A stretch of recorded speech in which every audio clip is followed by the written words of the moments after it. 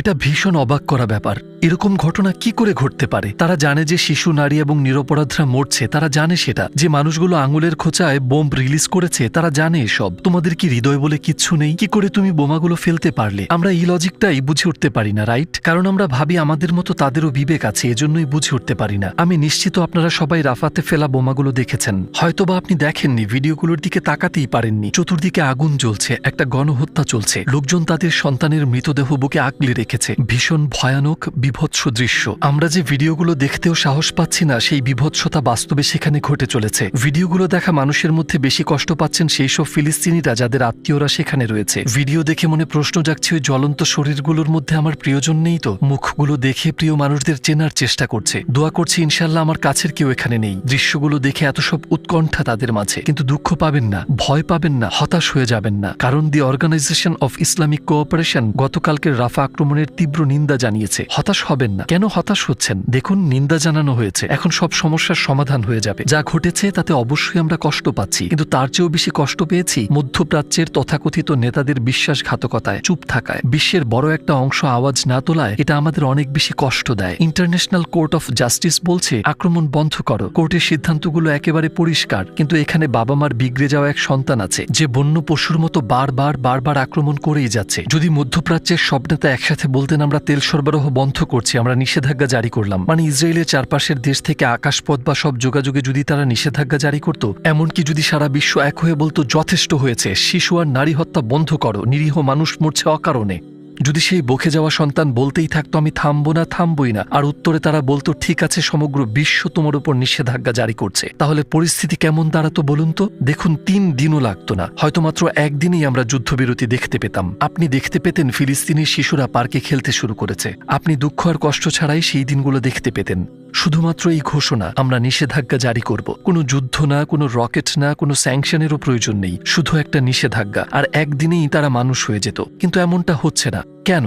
কারণ এখানে শুধু ইসরায়েল দোষী নয়, বিক্রি হয়ে যাওয়া নেতারা আছে, অন্য পরিকল্পনা, অন্য স্বার্থ। ঠিক এই কারণেই কোনো একতা নেই। যা ঘটেছে প্রায় সবই আপনি জানেন। ইসরায়েল চেয়েছিল ফিলিস্তিনিদের উত্তর থেকে দক্ষিণে সরিয়ে নিতে, আর তারা সেটাই করেছে। তারা 7 থেকে 8 বার স্থান পরিবর্তন করে সবশেষে একটি ক্যাম্পে আশ্রয় নিয়েছিল। রাফাতে, যেখানে ইসরায়েল তাদের থাকতে বলেছিল, লোকজন যখন গভীর ঘুমে, তাদের তাঁবুগুলো দাউ দাউ করে জ্বলে ওঠে। শোনা যাচ্ছে 8টা রকেট আক্রমণ করেছে সেখানে, আর সেখানকার দৃশ্য ভীষণ ভয়ানক। আমি খুব বেশি ডিটেলে বলতে চাইছি না, কারণ আপনার হয়তো কষ্ট হবে। আমাদের 45 জন ফিলিস্তিনি ভাই বোন শহীদ হয়েছেন, আর আহতের সংখ্যা বেড়েই চলেছে, আর মৃতের সংখ্যাও সময়ের সাথে সাথে বাড়ছে। কি অদ্ভুত, তাই না? তারা বলল দক্ষিণে যাও, সেটাই সবচেয়ে নিরাপদ জোন। ওকে, তারা সেফ জোনে গেল, আর সেখানেই নিরীহ মানুষের উপর বোমা বর্ষণ শুরু হলো। ঠিক যেমন হিটলার লোকজনকে নির্দিষ্ট জায়গায় নিয়ে গিয়ে এরপর সেখানে গণহত্যা চালিয়েছিল। ঘটনাগুলোর ভীষণ মিল। গ্যাস চেম্বারে লোক জড়ো করার মতো। আপনি নির্দিষ্ট এলাকায় লোকজনকে জড়ো করছেন, আপনি বলছেন এটা সেফ জোন, ইন্টারন্যাশনাল কমিউনিটিগুলোও বলছে এটা সেফ জোন। এরপর ঠিক যে জায়গাটাকে সেফ জোন বলা হলো, সেখানেই নিরীহ মানুষগুলো জমা হলো, আর আপনি তাদের মেরে ফেলতে শুরু করলেন। কি হলো? রকেটগুলো কি ভুলে আঘাত করেছে? 8টা রকেট, সবগুলোই কি ভুলবশত লঞ্চ হয়েছিল? ইসরায়েলের মতো এত উন্নত প্রযুক্তির একটি দেশ, এমন একটি দেশ যারা অতি সূক্ষ্মতার সাথে বোমা ফেলতে সক্ষম, তারা কি এসব ভুলবশত করেছে? না। প্রথম দিকে তারা একটি ব্যাখ্যা দিত যে ইসরায়েল নিজেকে রক্ষা করছে, কিন্তু এখন এসব হত্যাকাণ্ড এতটাই বেড়ে গেছে, এখন এটা গণহত্যায় দাঁড়িয়েছে। ব্যাপারটাকে আর অন্যভাবে ব্যাখ্যা করার কোনো সুযোগ নেই। পরিসংখ্যান দেখুন একবার। 15,239টি শিশু মারা গিয়েছে, 10,093 জন নারী মারা গিয়েছেন, সব মিলিয়ে 35,984 জন মানুষ শাহাদাত বরণ করেছেন, 80,643 জন মানুষ আহত, সাথে অসংখ্য অকল্পনীয় মানসিক যন্ত্রণা। যারা মারা যাননি তারা ভেতর থেকে শেষ হয়ে গেছেন। আমি বলছিলাম অকল্পনীয় মানসিক যন্ত্রণা। কেন? কারণ আপনার পরিচিত সবাই মারা গেছে। এই যন্ত্রণা নিয়ে কি বাঁচতে পারবেন? কখনো সুখী হতে পারবেন? আমি একটা বাচ্চার ভিডিও দেখছিলাম, চলুন একসাথে দেখি। الحمد لله. فيصل أحمد الخالد. كم عمرك؟ 5 سنين. أمي كانت حامل، طخوا أمي ببطنها، كانت حامل بالشهر السابع. وأبوك وين كان؟ أبوي كان نايم. ولما صحي هو مات هو وأمي أسبوع واحد. في نفس اليوم اه قدامك أنت شفت؟ قدام. شو صار قدامك؟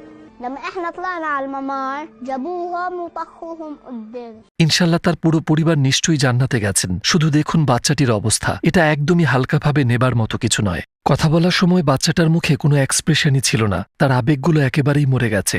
বলুন, এই বাচ্চাটা কি বেঁচে আছে? সে কি সার্ভাইভ করছে? সে কি ঠিক আছে? মজলুমের কান্না এত জোরালো হয়ে উঠে আসবে। যে সকল মুসলিমদের এসব কিছু থামানোর ক্ষমতা থাকতেও থামায়নি, তারা কি ভাবে যে আমরা ইবাদত করি, রোজা রাখি আর এতেই আমরা জান্নাতে যাব? আমাদের ধর্ম কিন্তু তা বলে না। কখনো রাসূল সাল্লাল্লাহু আলাইহি ওয়াসাল্লামের জীবন নিয়ে পড়াশোনা করেছেন? একটু তাকিয়ে দেখুন তিনি জীবনে কতটা দয়ালু ছিলেন। তিনি একটা শিশুর বাড়িতে যেতেন তার পোষা পাখিটা মারা যাওয়ায় সান্ত্বনা দিতে। আমাদের ধর্ম শুধু নামাজ পড়া আর রোজা রাখা নিয়ে না। হ্যাঁ, কিছু ফরজ এবং রুকুনগত ব্যাপার অবশ্যই আছে, কিন্তু আপনি বলতে পারেন না যে আমি নামাজ রোজা করেছি, ওকে, এখন আমি যা খুশি তাই করে মানুষকে অত্যাচার করব। এটা করতে পারেন না। মধ্যপ্রাচ্যে এত এত মানুষ, এত নেতা, এত প্রভাবশালী ব্যক্তিত্ব আছে, এমনকি গার্দিওলা একজন ইসরায়েলির সাথে হ্যান্ডশেক করতে অসম্মতি জানিয়েছেন। তিনি তার প্রতিক্রিয়া দেখিয়েছেন, বিবৃতিও দিয়েছেন। তো এই মানুষগুলো কি এমনটা ভাবছে যে আমরা আমাদের ক্ষমতা হারাবো, নিজেদের বিপদে ফেলার কোনো মানে হয় না? ভাই, আপনি অলরেডি মরে গেছেন। ইসরায়েল যদি আপনাকে মেরে ফেলে বা খুন করে কি আসে যায়? আদতে কি কোনো ফারাক পড়বে তাতে? আপনি অলরেডি মৃত। যেমন রাস্তায় যেসব প্রাণী ঘুরে বেড়ায়, আপনি বেড়াল, কুকুর দেখতে পাবেন, ওইসব প্রাণীগুলো আপনার চেয়ে বেশি মূল্যবান। You are dead. পশুর চাইতেও অধম। নিচতার যদি একটা নতুন লেভেল আবিষ্কার হয়, আপনি অলরেডি ওই লেভেলে আছেন। আপনি বেঁচে থাকেন আর নাই থাকেন, কি আসে যায় তাতে? বহু বছর পর আপনার নাতি নাতনিরা যদি প্রশ্ন করে সেই সময়টাতে তোমার অবদান কি ছিল দাদু ভাই? ফিলিস্তিনে একটা গণহত্যা চলছিল, হাসপাতালে বোমা ফেলা হয়েছে, হাজারো শিশু মারা গেছে, সে সময় তুমি কি করেছিলে? এসব বন্ধে কোনো সক্রিয় ভূমিকায় ছিলে? আপনি কি বলবেন হ্যাঁ, নাকি আপনি বলবেন আমি ওই গণহত্যা থামাতে পারতাম অথবা প্রতিবাদে কিছু লিখতে পারতাম, একটা পদক্ষেপ আমি নিতে পারতাম, কিন্তু আমি নিইনি, আমি ভয় পেয়েছিলাম, একটা কাপুরুষের মতো ভীত ছিলাম, ভয় ছিল আমি আমার পজিশন হারাবো অথবা আমার স্বার্থহানি হবে। অথবা চলুন আরেক দল মানুষকে দেখা যাক যারা এই পরিস্থিতিতেও চুপ করে আছে। হ্যাঁ, তাদের হাতে হয়তো ক্ষমতা নেই, কিন্তু সে কার সমর্থক সেটা সরাসরি জানাতে হবে, রাইট? এদের মধ্যে যারা সেলিব্রিটি আছেন তারাও অনেকে মুখ বন্ধ রেখেছেন। মানে আপনার একটা অডিয়েন্স ও ফলোয়ার্স আছে। আমরা বিশ্বাস করি এই ইস্যুটার সমাধান এই পথেই সম্ভব। একটা সিরিয়াস পাবলিক প্রেশার তৈরি করে এটা বন্ধ করতে হবে। খেয়াল করে দেখুন আগের তুলনায় এখনকার জনমত কতটা শক্তিশালী। 7 অক্টোবরের তুলনায় অনেক বেশি শক্তিশালী। যখন একটা শক্তিশালী জনমত তৈরি হলো, আমেরিকার সব উচ্চপদস্থ নেতারা পিছু হটতে শুরু করলো। এখন তারা বক্তব্য দিয়ে বেড়াচ্ছে যে আমরা ইসরায়েলকে সতর্ক করছি, তোমরা যদি এসব চালিয়ে যাও আমরা আর তোমাকে অস্ত্র দেব না। তারা এখন এসব বক্তব্য দিচ্ছে কেন? যাতে নির্বাচনে না হারতে হয়। এইসব নেতারা শুধু তাদের স্বার্থটাই বোঝে, অর্থ আর ভোট। আমেরিকানরা বলছে যে আমরা তোমাকে ভোট দেব না কারণ আমাদের ট্যাক্সের টাকায় ইসরায়েলকে সাপোর্ট দিচ্ছ, ফিলিস্তিনিদের হত্যা করছো, তোমরা আমাদের হাতে রক্ত মাখিয়ে দিচ্ছ, আমাদের দেয়া ট্যাক্সের টাকায় তোমরা শিশু আর লোকজনদের বোমা মারছো। তারা যখন এসব বলতে শুরু করলো, দেখেছেন কিভাবে নেতারা পিছু হটতে শুরু করেছে। তাই অন্ততপক্ষে আমরা যেটা করতে পারি তা হলো জনমত তৈরি করা, একটা সিরিয়াস প্রেশার তৈরি করা। কিন্তু এটা কতটা দুঃখজনক আর কষ্টের যে বিশাল একটা ফ্যান ফলোয়ার নিয়েও কিছু মানুষ যারা এতটাই সেন্সিটিভ যে একটা কুকুর বা বেড়াল মারা গেলেও টুইট করে আর কনসার্ন দেখায়, তারা কিছুই বলে না যখন ফিলিস্তিনে হাজার হাজার শিশু মারা যাচ্ছে। মানে এসব নিয়ে কি মৃত্যুর পর কাউকে প্রশ্ন করা হবে না? আমরা কি শুধু সালাত আর সাওম নিয়ে জবাবদিহি করে পার পেয়ে যাব? শুধুমাত্র নেতানিয়াহুরই হাসুরের দিন শাস্তি হবে না, সে পাল্লায় শুধুমাত্র জালিমরা থাকবে না, যারা এই হত্যাকাণ্ডের সমর্থন দিয়েছে তাদের সবারও বিচার হবে। শুধুমাত্র এবাদতই সবকিছু নয়। আপনি যদি এভাবে ভেবে থাকেন তাহলে আপনি পুরোপুরি ভুল বুঝেছেন এই বিষয় ও ধর্মকে। এমন একদল মানুষ আছে যারা বলে যে এইসব ইস্যুতে আমার কিছু করার নেই। আমি কিছু সার্ভে দেখেছি, সেখানে প্রশ্ন ছিল ইসরায়েলে যা কিছু হচ্ছে সেটি নিয়ে আপনি কি ভাবছেন, ফিলিস্তিনে যা ঘটছে সে ব্যাপারে আপনার মতামত কি? কিছু মানুষ উত্তর দিয়েছেন এটা আমার ইস্যু নয়, আই ডোন্ট কেয়ার।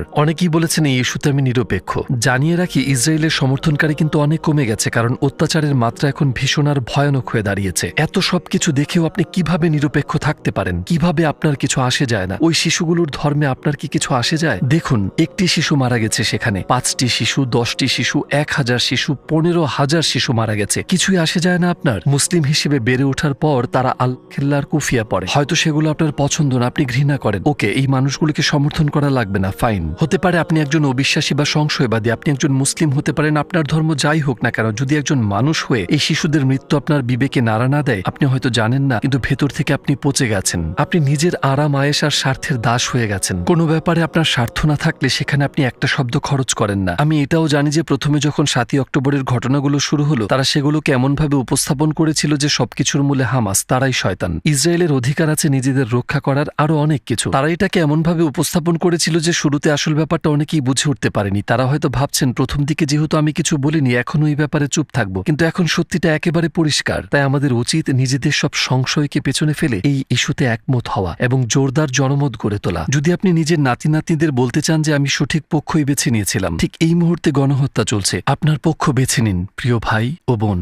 এখানে আমি আমার সেই সব ভাই বোনদের কাছে মানবিক আবেদন করছি যারা আমেরিকান নাগরিক। আপনি কি বুঝতে পারছেন আপনার সমর্থন ছাড়া ইসরায়েল ওই শিশুদের ও নির্দোষ ফিলিস্তিনিদের মারতে পারে না? মানে আপনি যাই কিনছেন তাতে ট্যাক্স আছে। যাদের হাতে আমেরিকার রাষ্ট্রযন্ত্র, ট্যাক্সের টাকা পেয়ে তারা বলে আমরা ইসরায়েলকে সমর্থন করি।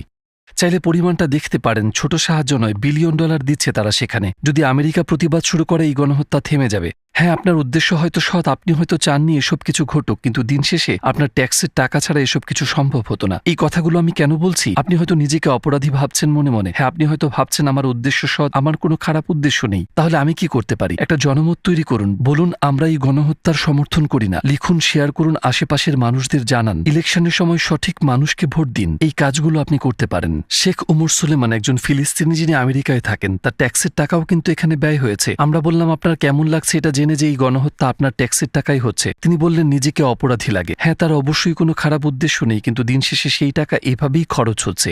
সংখ্যাগুলো দেখুন একবার, 15,239 জন শিশু মারা গেছে। এটা কেবল সাম্প্রতিক ঘটনাগুলোতে মৃত্যুর সংখ্যা। জানেনই তো 7ই অক্টোবরের পর আমি ওইসব হত্যার কথা তো বলছিই না যেগুলো বছরের পর বছর ধরে চলে আসছে। সব মিলিয়ে 35,000 মানুষ, একটা স্টেডিয়াম ভর্তি মানুষ সবাই মাটির নিচে চলে গেছে শুধু গত 8 মাসে, শুধুমাত্র এই জালিমদের কারণে। আপনি জানেন 7ই অক্টোবর কিছু একটা ঘটলো, ইসরায়েল ভীষণ হইচই শুরু করে দিল আর পুরো পৃথিবীর জনমত নিজের পক্ষে করে নিল। কিছু বানোয়াট কথা বলল, আমাদের শিশুদের মাথা কেটে নিয়েছে, নারীদের ধর্ষণ করেছে, তাদের স্তন কেটে নিয়েছে। মানুষ তাদের বিশ্বাস করেছিল, কিন্তু কোনো প্রমাণ পাওয়া যায়নি। তখন যারা বলেছিল তারা এসব কিছু দেখেছে, পরে স্বীকার করেছে আমরা আসলেই দেখিনি যে বাচ্চাদের দ্বিখণ্ডিত করা হচ্ছে। আপনি রাফায়ের ভিডিওগুলো না দেখে থাকলে দেখবেন না, আমি একটু করে দেখেছিলাম। তাদের হার্ট একটু দুর্বল, আমি যা বলছি সেটা তাদের শোনার প্রয়োজন নেই। 15 সেকেন্ড ফরওয়ার্ড করে দিন। এক লোক পড়ে যাওয়া একটি শিশুকে বুকে আগলে রেখেছিলেন, আপনি ওই শিশুর হাড়গুলোও দেখতে পাবেন, এমনকি শিশুর মাথাটাও ছিল না। ওই লোকটি ডানে বামে দৌড়াচ্ছিলেন, তিনি কি করছিলেন হয়তো নিজেই জানেন না। আমি একটা কয়লা হয়ে যাওয়া শরীর দেখেছি, হাতগুলো উড়ে গেছে, অনেকে নিজের চোখ হারিয়ে ফেলেছে, মানুষ মারা যাচ্ছে। এখন উল্টো চিত্র কল্পনা করুন, ফিলিস্তিন ইসরায়েল আক্রমণ করছে এবং 35,000 নিরপরাধ মানুষকে হত্যা করেছে। ফিলিস্তিন পক্ষ 10,000 নারীকে হত্যা করেছে এবং 15,000 ইসরায়েলি শিশু হত্যা করা হয়েছে। 15,000 ইসরায়েলি শিশু। এমন একটা দৃশ্য কল্পনা করুন। 7ই অক্টোবর কিছু বিচ্ছিন্ন ঘটনা তুলে ধরে পুরো পৃথিবীর জনমত নিজেদের পক্ষে করে নিল। এখন উল্টোটা কল্পনা করুন, আপনি শুনেছেন কি ঘটেছে? একটা ইসরায়েলি শিশুর মাথা কেটে নেওয়া হয়েছে, পুরো জায়গাটা জ্বালিয়ে দিয়েছে। ফিলিস্তিন ইসরায়েলের হাসপাতালে বোমা ফেলেছে। তারা ইসরায়েলিদের বলেছে দক্ষিণে যেতে এবং 20 লক্ষ মানুষকে ঘরবাড়ি ছাড়তে বাধ্য করেছে। সবাই যখন দক্ষিণে গেল, তাদের তাঁবুগুলোতে রকেট আক্রমণ শুরু করলো। যদি এমন কিছু ঘটতো তাহলে বিশ্বের জনমত কি একই রকম থাকতো? তারা এখন ফিলিস্তিনকে কিছুটা সমর্থন করছে। এই কাল্পনিক সিনারিওতে তারা কি ইসরায়েলকে এমন সামান্যই সমর্থন করত, নাকি তারা বলতো তোমাদের সমস্ত নিউক্লিয়ার বম দিয়ে ফিলিস্তিনিদের উপর আক্রমণ করো, বিন্দুমাত্র দয়া দেখিও না? এইভাবে তারা বম্বিং করতো আর মানুষ খুব শান্তভাবে এই ছবিগুলো দেখত, কোনো চোখের পানি ছাড়াই। কি আশ্চর্য! আমাদের নবীজির একটি হাদিস রয়েছে, তোমাদের মধ্যে কেউ কোনো অন্যায় হতে দেখলে তাকে বলো যেন হাত দিয়ে বাধা দেয়। সেটা করার সামর্থ্য যদি না থাকে সে যেন অন্তত মুখ দিয়ে প্রতিবাদ করে, এবং সেই সামর্থ্য যদি না থাকে তাহলে যেন মন থেকে বাধা দেয়, আর সেটা হলো ইমানের দুর্বলতম প্রদর্শন। চলুন একটা অবস্থান নেই, কাদের পাশে আছি বুঝিয়ে দেই, সামর্থ্যে যতটুকু সম্ভব করে যাই। যদি প্রশ্ন করেন ইসরায়েলের পতন কি করে হবে, এইসব অপরাধীদের কি শাস্তি হবে, আমি বলবো অবশ্যই জালিমদের বিচার হবে। সেটা কি এই দুনিয়াতেই হবে? আমার তাই মনে হয়। কিন্তু এই মানুষগুলোর বয়স যেহেতু এখনই 40-50 বছর, আরো 40-50 বছর পর নিশ্চয়ই তারা কবরবাসী হয়ে যাবে। সেই সব জালিমেরা আর যারা সেই জুলুমের সমর্থন করেছিল আর যারা একে থামাতে পারত কিন্তু তা করেনি, চিন্তার কিছু নেই। শতভাগ নিশ্চিত থাকুন 50 বছর পর আল্লাহর ন্যায় বিচারে এই মানুষগুলোর বিচার হবেই। তাদের এমনভাবে বিচার হবে, তারা এমনভাবে শাস্তি পাবে যে নিজেদের জীবদ্দশায় যেসব পাশবিক কাজগুলো তারা করে গেছে, যে শাস্তিগুলো তারা পাবে তার তুলনায় সেসব কিছুই না। তো চিন্তা করবেন না, শতভাগ নিশ্চিত থাকুন যে আগামী 40-50 বছরে, হয়তো 20 বছরে এই মানুষগুলো আল্লাহর ন্যায় বিচারের স্বাদ পাবে। মজলুমের অধিকার আদায় হবেই ইনশাআল্লাহ। 35,000 মানুষ শহীদ হয়েছেন। হ্যাঁ, ওই শিশুগুলোর মৃত্যুতে আমরা কষ্ট পাচ্ছি, কিন্তু এখন সেই শিশু বলছে দুনিয়াতে আমি ক্ষুধায় খাবার পাইনি, তৃষ্ণার্ত ছিলাম, কিন্তু এখন জান্নাতের এই জীবন কতই না সুন্দর। এবং আল্লাহর উপর পরকাল এবং কুরআনে বিশ্বাস আমাদের এ কথাই বলে। এই মুহূর্তে সেই 15,239 জন শিশু ভীষণ সুখী। হ্যাঁ, তারা ভীষণ সুখী। 10,000 নারী, 35,000 শহীদ, তাদের কষ্টের দিন শেষ। কিন্তু যারা তাদের পেছনে রয়ে গেছে তারা কষ্টে আছে। তাই আমাদের উচিত তাদের সারিয়ে তোলা, প্রিয় ভাই ও বোন। আর ইসরায়েলের পরিণতি কি হবে তাহলে? এই জুলুম কি সত্যি একদিন শেষ হবে? আমাদের রব এই প্রশ্নগুলোর উত্তর দিয়ে দিয়েছেন সূরাতুল ইসরায়ের 4th এবং 8ম আয়াতের মধ্যে। আয়াতে বলা হয়েছে ইহুদিরা পৃথিবীকে 2 বার কুলুষিত করেছে, যার ফলস্বরূপ তারা 2 বার অপদস্থ হয়েছে। তাদের শহরগুলো ধ্বংস হয়েছে আর তারা নির্বাসিত হয়েছে। প্রথমবার ছিল 598 খ্রিস্টপূর্বে ব্যাবিলনিয়ানদের দ্বারা, আর দ্বিতীয়বার ছিল 70 খ্রিস্টাব্দে রোমানদের দ্বারা। আজকের দিনের সাথে এই ঘটনাগুলোর কি সম্পর্ক? আল্লাহ কোরআনে বলছেন বনি ইসরায়েলকে উদ্দেশ্য করে, হয়তোবা তোমাদের প্রভু তোমাদের উপর রহম করবেন, কিন্তু তোমরা যদি ফিরে যাও পাপের পথে আমরাও ফিরে আসবো শাস্তিতে। অর্থাৎ তোমরা পাপে ফিরে গেলে আমরা শাস্তিতে ফিরে যাব। তোমরা একই অভিজ্ঞতার মুখোমুখি হবে যে অভিজ্ঞতা অতীতে হয়েছিল। যেমনটা আমরা জানি, জুলুম যখন একই মাত্রায় থাকে তখন তার ধ্বংস হয় না, এর ধ্বংস ঘটে যখন মাত্রা বাড়ে। যখন এর মাত্রা বাড়ে জনগণের বিবেক জেগে উঠতে থাকে। মাত্রা বাড়লে লোকজন প্রতিক্রিয়া দেখায়, ঠিক যেমনটা আজকের দিনে ঘটছে। একটি জনমত গড়ে উঠেছে, একটি সার্বজনীন চেতনা গড়ে উঠছে। ঠিক এভাবেই নিপীড়নের সমাপ্তি ঘটে। ইতিহাসের পাতা জুড়ে অনেক অত্যাচারীর কথা শোনা যায়, আর প্রতিবারই অত্যাচারীর শেষ পরিণতি ছিল একই। ইনশাল্লাহ এবারও তেমনটাই হবে। আমরা আমাদের কাজ করে যাচ্ছি, আমাদের পক্ষ বেছে নিয়েছি। আল্লাহ যেন সব অত্যাচারীর বিনাশ ঘটান ইনশাআল্লাহ।